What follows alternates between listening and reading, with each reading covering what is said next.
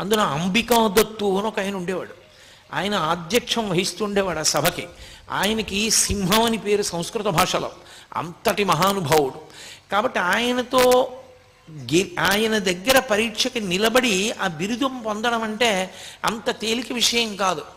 నిన్నగాక మొన్న పెళ్ళైన పిల్లాడు ఈయన గణపతి ముని ఆ బిరుదం కోసం అని చెప్పి నవద్వీప్లో ఆ హరిమందిర ప్రవేశం చేశారు. చాలా కష్టపడ్డారు దానికోసం. ఆయన ఆ లోపలికి వెళ్ళడం అంత కష్టమైందంటే, ఇప్పుడు నేను కావ్యకంఠ గణపతి ముని యొక్క జీవితాన్ని పూర్తిగా విచారణ చేయడం నా ఉద్దేశ్యం కాదు. ప్రధానం ఏమిటంటే అరుణాచలంతో సంబంధం గురించి మాట్లాడడం. అందుకని నేను ఆ విషయాల్ని దాటవేస్తున్నాను. ఆయన కొన్ని సమస్యాపూరణాలు ఇచ్చాడు.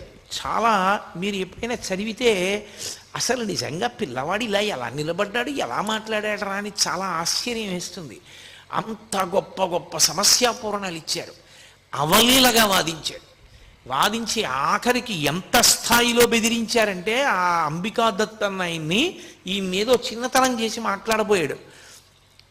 ఆయన అన్నారు, గణపతి ముని నువ్వు అంబికా దత్తుడివి, కన్న కొడుకువి కావు, నేను గణపతిని కన్న కొడుకుని, నేనా నువ్వా ఎవరెక్కువ పరదేవత కన్నారు.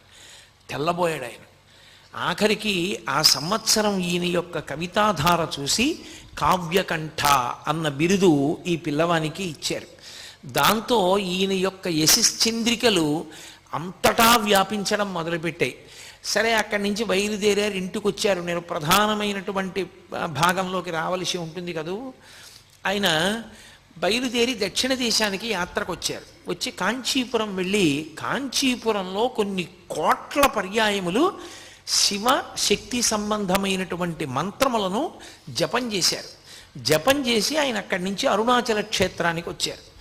వచ్చి అరుణాచల క్షేత్రంలో అపితకుచాంబ అరుణాచలేశ్వరుల ముందు నుంచి వెళ్ళాలి.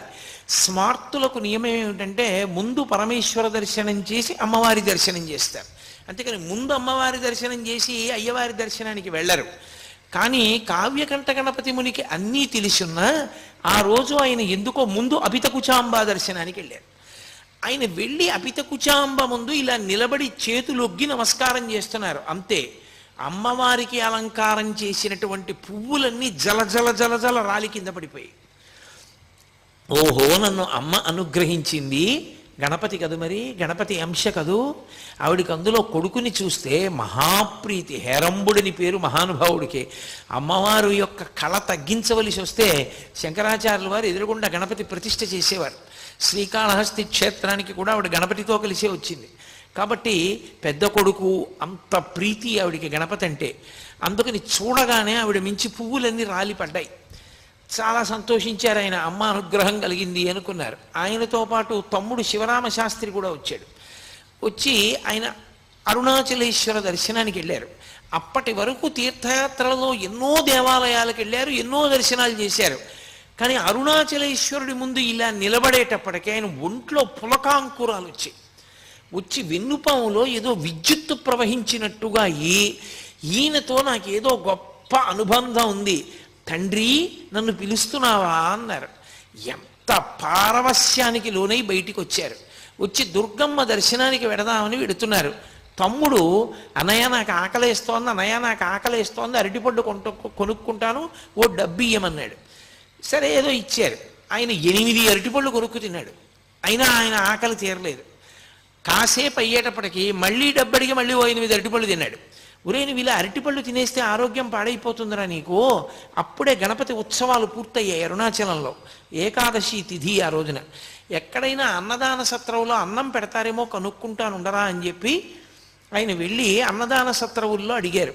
ఇవాళ ఏకాదశి కదండి, అన్నదానం ఉండదు అన్నారు. ఏకాదశి ఉపవాస తిథి. వెంటనే బ్రాహ్మణ వీధిలోకి వెళ్ళి భవతి భిక్షాందేహి అని ఆయన యాచన చేశారు. అసలు ఎవ్వరూ ఆత్మహత్య చేసుకోకూడదు, ప్రత్యేకించి బ్రాహ్మణుడు అసలు చేసుకోకూడదు. అందుకే భిక్ష ఉపనయనం అవగానే భిక్షకి వెళ్ళమంటారు. భిక్షాటన చేసైనా బతికి శాస్త్రాన్ని 10 మందికి చెప్పాలి తప్ప తానే ఆత్మహత్య చేసుకుంటే లోకానికి మార్గం చూపించేవాడు ఎవరికా. అందుకని ఆయన బ్రాహ్మణాగ్రహారంలోకి వెళ్ళి ఇళ్ల ముందు నిలబడి భిక్షాటన చేశారు. తమ్ముడికి ఆకలిగా ఉందమ్మా పట్టాడు అన్నం పెట్టండి అని. ఏ ఇంటికి వెళ్ళినా తలుపులు వేసేసుకుని నిద్రపోతున్నారు. లేదా ఇవాళ ఏకాదశయ అన్నం లేదన్నారు. ఇంత గొప్ప క్షేత్రం, ఇటువంటి చోట ఎంత ఏకాదశి అయితే మాత్రం పిల్లలకన్నా వండుకోరా? పిల్లలకి ఏకాదశి ఉపవాసం లేదు. అందుకని మరి పిల్లల కోసం అన్నం వండొద్దు.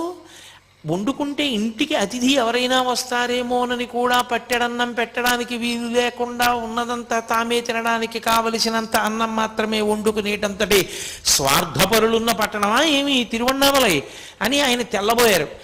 వెతికారు వెతికారు వెతికారు వెతికారు, ఎక్కడా పట్టెడన్నం దొరకల. తమ్ముడేమో ఏడుపు, అన్నయ్య ఆకలేస్తోంది, అన్నయ్య ఆకలేస్తోందని. చిత్రం ఏంటంటే శివరామశాస్త్రికి భగవంతుడి మీద ఉన్న భక్తి కన్నా అన్నగారి భక్తి మీద భక్తి ఎక్కువ. మా అన్నయ్య పిలిస్తే పరమేశ్వరుడు పలుకుతాడని నమ్మకం. ఆయనకి ఏం చెయ్యాలో అర్థం కాక కొండవంక తిరిగి పార్వతీ పరమేశ్వరులను అడిగారు, అమ్మా తమ్ముడు ఆకలితో ఏడుస్తున్నాడమ్మా పట్టాడు అన్నం పెట్టవా అని చీకట్లో వెళ్ళిపోతున్నారు. ఒక ఇల్లు దాటుతున్నారు. ఆ ఇంటి అరుగు మీద ఒక యజమాని పడుకుని ఉన్నాడు. ఆయన గబగబా దుప్పటి తీసి పరిగెత్తుకొచ్చి పట్టుకున్నాడు వెనక నుంచి. ఏమన్నావు ఏమన్నావు ఏమన్నావు? అన్నం దొరకలేదా తిరువన్నామలైలో? కాశీపట్టణంలో వేదవ్యాసుడిని మహాతల్లి అన్నపూర్ణమ్మ పిలిచినట్టే పిలిచి, మా ఆవిడికి నియమం ఉందయా, ఏకాదశి నాడు సాయంకాలం బ్రాహ్మణులకు ఉపవాసన పోస్తుంది. ఎవ్వరు ఇవాళ ఏకాదశి, పైగా గణపతి నవరాత్రి ఉత్సవాలు పూర్తయ్యాయి, ఇవాళ ఎవరు వస్తారయా భోజనానికి, మేము రామని చెప్పి ఎవ్వరు ఏ బ్రాహ్మణుడు రావడానికి ఇష్టపడలా. నువ్వు నీ తమ్ముడు బ్రాహ్మణులు, ఎంత అదృష్టమయ్యా. వెతికి వెతికి వెతికి వెతికి వేసారి నేను అరుగు మీద పడుకున్నా, రా అన్నం పెడుతుంది మా ఆవిడన్నారు. లోపలికి వెళ్ళారు. ఒక మహాతల్లి వచ్చింది, అరిటాకు లేచింది.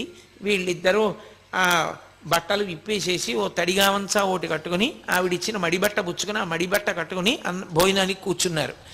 పరిశేచనం ఔపోసన వేశారు, ఔపోసన పుచ్చుకున్నారు. షడ్రసోపేతమైనటువంటి విందు పెట్టింది ఆవిడ. చక్కగా ఇద్దరు భోజనం చేసేశారు. తాంబూలం దక్షిణ కూడా పెట్టించింది ఆవిడ. తీసుకున్నారు. అంతసేపు తిరిగారేమో, ఆకలి మీద ఇంకా నడవలేమురా, చాలా భుక్తాయాసంగా ఉందిరా తమ్ముడు, ఈ అరుగు మీదే పడుకుందామని చెప్పి అన్న ఓ అరుగు మీద తమ్ముడు అరుగు మీద పడుకొని నిద్రపోయారు. అంత అలిసిపోయి కడుపు నిండా తిని పడుకున్నారేమో, లేత సూర్యకిరణాలు పడుతుండగా తెలివచ్చి పైకి లేచి ఆ తల్లి, ఆ ఇల్లు, మహాతల్లి రాత్రి అన్నం పెట్టిందని ఇలా చూశారు. అక్కడ ఇల్లు లేదు, అది గణపతి గుడి. ఆ విఘ్నేశ్వరుడి గుడి అరుగుల మీద పడుకుని ఉన్నారు వాళ్ళిద్దరు. తమ్ముడిని పిలిచి అడిగారు, ఒరే రాత్రి మనం ఒక ఇంట్లో భోజనం చేశాం కదరా, ఒక తల్లి మనకు అన్నం పెట్టింది కదా, ఆ అరుగుల మీద కదా పడుకున్నాం అన్నాడు. అనుమానం ఏమన్నాయా, మన ఇద్దరం అలాగే కదా పడుకుని నిద్రపోయాం అన్నాడు తమ్ముడు.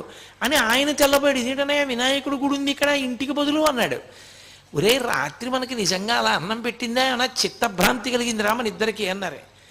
తీరా చూస్తే రాత్రి ఆవిడ భోజనం పెట్టిన తరువాత ఇచ్చినటువంటి తాంబూలాలు కూడా వాళ్ళిద్దరి దగ్గరే ఉన్నాయి, వాడిపోయి. ఏమాశ్చర్యం అని చెప్పి చుట్టుపక్కలంతా వెతికారు. అసలు అటువంటి దంపతులు లేరు, అటువంటి ఇల్లు లేదు. సాక్షాత్ పార్వతీ పరమేశ్వరులే ఆయనకి గణపతి దేవాలయంలో దర్శనమిచ్చి అన్నం పెట్టారు. అన్నం తిన్నారు, బయలుదేరారు. కానీ ఏమి పరమేశ్వరుని యొక్క పరీక్షో! ఆ అరుణాచల క్షేత్రంలో శేషాద్రి స్వామి ఎన్ని పరీక్షలు ఎదుర్కొన్నారో, భగవాన్ రమణులు ఎన్ని ఇబ్బందులు పడ్డారో, అంత కష్టము కావ్యకంఠ గణపతి ముని పడ్డారు. ఆనాటి నుండి 3 రోజులు అన్నదాన సత్రంలో ఒక పూట భోజనం పెట్టేవారు. రాత్రి అయ్యేసరికి ఏదో కాస్త మంచినీళ్ళు తాగడమో కాస్త మజ్జిగ తాగడమో చేసి పడుకునేవారు అన్నదమ్ములు ఇద్దరు. ఎక్కడ అన్నం దొరికేది కాదు. 3 రోజులు అయిపోయిన తర్వాత అన్నదాన సత్రంలో 3 రోజుల కన్నా పెట్టం, వెళ్ళిపోమన్నారు. బయటికి వచ్చి ఎక్కడ భిక్షాటన చేసిన వారం చెప్పుకున్న ఒక్క పూట భోజనం తప్ప కడుపు నిండా 2 పూట్ల అన్నం తినడానికి కావలసినది ఏ ఒక్క రోజు లభించలేదు. ఈ తమ్ముడేమో ఆకలితో ఏడుపు. ఈ బాధ పడలేక ప్రతిరోజు ఆయన ఒక శ్లోకం రాసి హరసహస్ర రచన చేస్తాను అని ఒక శ్లోకాన్ని రచించడం, అరుణాచలం దేవాలయంలోకి వెళ్ళడం, అరుణాచలేశ్వరుడు ముందు నిలబడ్డం, ఏడుస్తూ అన్నం పెట్టమని ఆయన్ని స్తోత్రం చేయడం. చుట్టూ ఉన్న వాళ్ళందరూ వినేవారు, ఇతనెవరో భలే సంస్కృతంలో చెప్తున్నాడు రా పద్యాలు, కాబట్టి ఈ శ్లోకాలు విందామని రోజు ఆయన ఏడుస్తూ అన్నం కోసం శ్లోకం చెప్పే వాళ్ళకి జనం చేరేవారు.